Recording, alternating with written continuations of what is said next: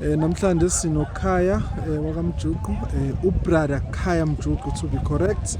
Mhlambe brother Khaya Mjuqu, abantu abaningi bebeyofundela upriest ngicabanga ukuthi indlela abayijwayele ile via through idiocese bama diocesan priest, but kuma religious mhlambe ositshele kabanzi ngenhlangano lokuyona nangendlela yakho usuyithatheni. Mathu Jesu Kristo njebeshilo ubaba uNjomani ubrother uKhaya uSiphiwe lesigodlo uOscar bese isibonga uMjuqu gcineni kuthiwa OP. Lo OP umele iOrder of Preachers umhlangano ngijoyinile phecelezi kuthiwa amaDominican. So amaDominican awumhlangano omdala ebandleni sineminyaka edlulile ku800 waba khona ebandleni nomhlangano.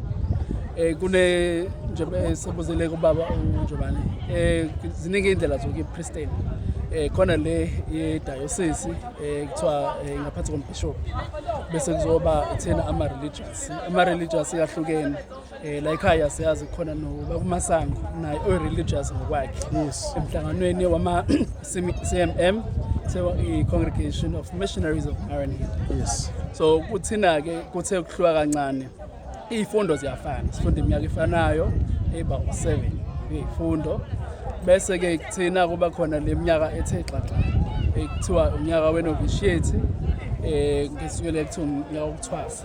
Lokho siyasikwenze ekuqaleni ngaphambi kokuthi singene novitiate futhi kuye kube khona kuthiwa i-postulant or pre-novitiate.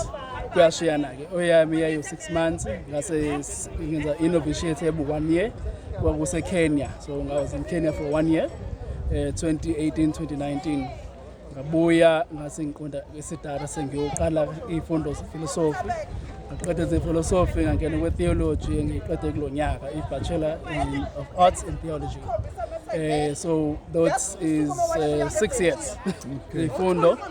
And then unyaka osiyakubona ke ngenza i-postgraduate certificate in theology, which makes it iminyaka el7.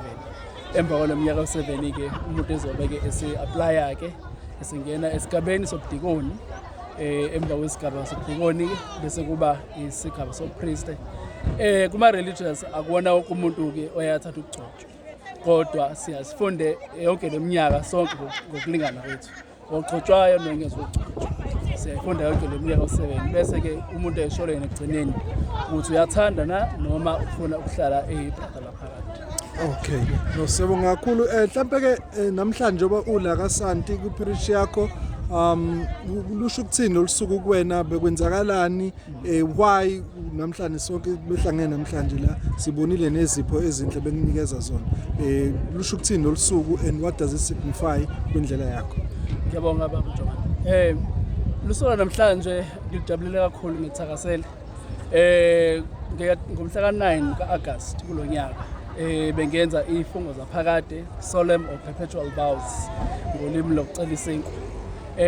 Lezi izifungo or ama-vows ayangibophezela ngokuthanda kwami angiphoqanga ukuthanda kwami ukuthi ngithathe lezi zifungo ngizele ukuthi ngikhombise emhlabeni nesivumelwano noNkulunkulu ukuthi ngizophila impilo yami yonke ngingaphansi komhlangano wezindela zikaBaba uDominic.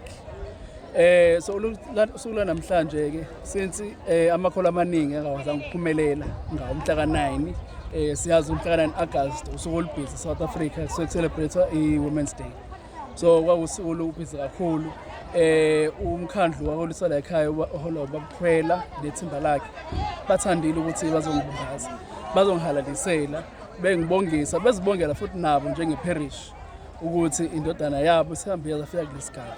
So ngijabulele kakhulu ngiyabonga nje futhi emakholweni onke nasemphakathini wonke kaSanti ukuthi bangikhulekisa sonke lesikhathi nokuthi nanoma kuthiwa umuntu ujotshwaphi uyazi ukuthi kunekhaya kaSanti.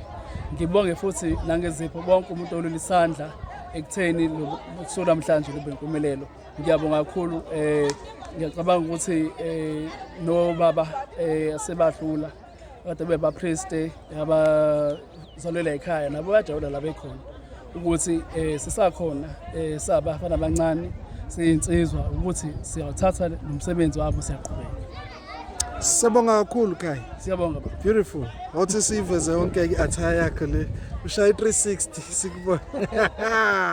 So kwabafisayo ukungenela upriest ziningi indlela ama religious Dominicans njalo njalo. Siyabonga kakhulu Kai. Siyabonga. Thank you.